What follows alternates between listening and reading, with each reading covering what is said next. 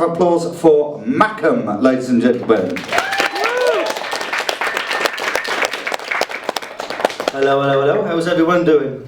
It's better than me, I'm feeling a bit rough. So, I'm going to start off with some haikus. Some very short Japanese 3-line bits of poetry to warm up into the longer pieces. So, each new leaf brings rumours of spring. Pond calmness broken by a single raindrop. Sky canvas brushed with a melted rainbow. The clouds mop up. The death of a star, violent birth of colour. This is creation. Two fishermen made not a sound while catching stars.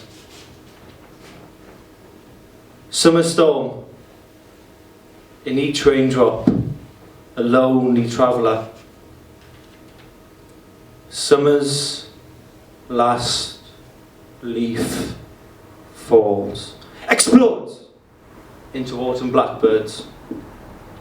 That's a few haikus, just to warm up to that. And I think the first poem I'm going to do is Unsent Letter. Now the story behind it was, I used to go with a girl from Prague, and I used to write her poetry every day. And then I was working on a piece, and we broke up, so I didn't send it. I found it about a year later, finished it, and sent it. So this is that.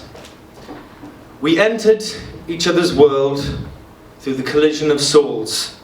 The idyllic embrace revealed our matching folds. Though the time we spent together was only that of a few, the incense of our love shone as our candle lit true. The reality kept us at a distance of apart. Her letters captured my well-hidden heart. And when time came to make rest of the pen, enticing thoughts beckoned me as I was to see her again. Beneath the heat of my hands, on her soft, cold face, we locked our lips with love that knew no haste. Her intelligent beauty loosened my heart to a thread as her love stitched the pieces to the lining of her soul. So the next one will be,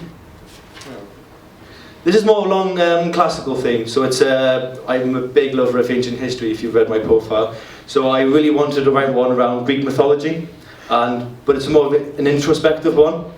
So I called it Persephone's Betrayal.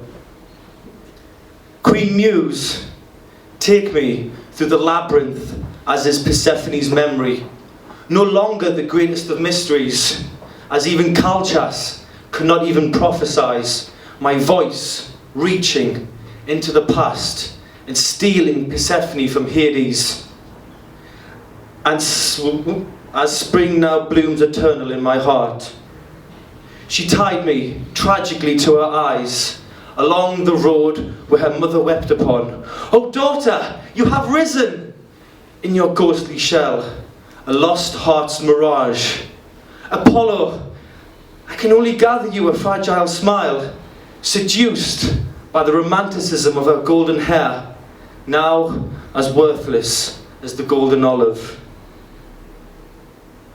Aphrodite, your loose lips make grieving anger a doorway of time, forever seeking the skeleton memories of this fallen soul, as the burning blood of this mortal flows furiously, high from the milk of the Furies, sprung from the well of the Styx.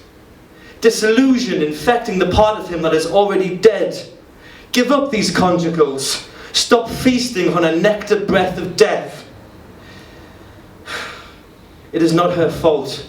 Her heart of betrayal was forged by the carcass hands of Hephaestus. No more is the electric feel of our fingertips together, letting us lose ourselves within each other.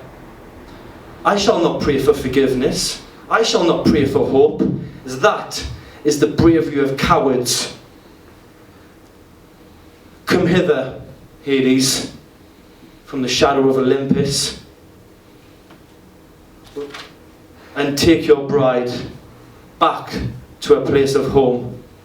And as for you, Persephone, at least death made me love you as I forgot to when you were alive. So that was the classical one. Like, it's one of my favourite ones.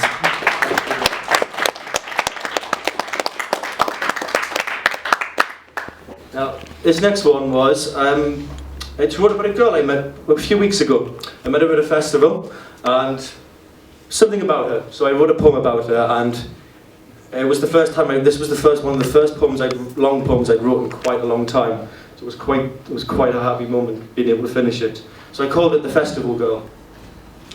Yellow field illuminated by the crystal tears of a white cloud sky, as a lonely cherry blossom tree amongst the analogous harmonious shades of verdant greens. And when she walked by, I don't know what it was that made my heart tighten and my breath stagnate so deathly still, as my mind gazed at the delicacy of summer being born within her present. Was it the way she walked, with promise at her hips, my heart at two, but for some reason I could not resist? Her hair to touch a silent spring's silken waterfall, making all's one strength go weak at the hands. Could it be that innocent hug that gave birth to sunshine within my soul? Upon hearing the words from her lips, I could see she pins her eyes with the reality of her dreams, with words of steel softened by a smile not even winter could wither. Back home, and as the night proceeds, in thy infinite energy doth slow to a heartbeat, and fat Freddy drops my soul and mellow on my bed. Every memory of her, an equilibrium of virtuous, vulnerable, smiling stillness. What it is to be alive and feel such tormenting happiness. The stars are out, and the moon shines glazingly outside of my window. And there is just but one thing left to say. Do not confuse the beauty of this poem for the winning of her affection, as it is just a spark to keep us going in our own separate directions.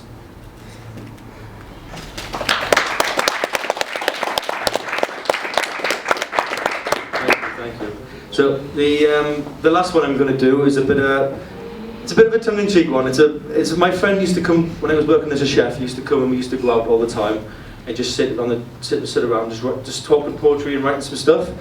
And this is one of the things that happened when we were out. It's a bit of a dig at Swansea, but it's not too bad. So it's called Heroin Sunshine. We ambled up the broken streets to the backdrop of summer streaks. We settled down against a tree. Buddha found enlightenment here, so why can't we? Fluid speech of poetic verse aligns the air with sharp converse, and then suddenly for all to greet, a heroin user in the street. With an arm ready, a needle unclean, not a care in the world if he was to be seen. But briefly and suddenly he was brought to a stop by town guards and a hardline cop. And at the bus stop, this brought on a rhyme. To be in Swansea in the summertime. Thank you very much.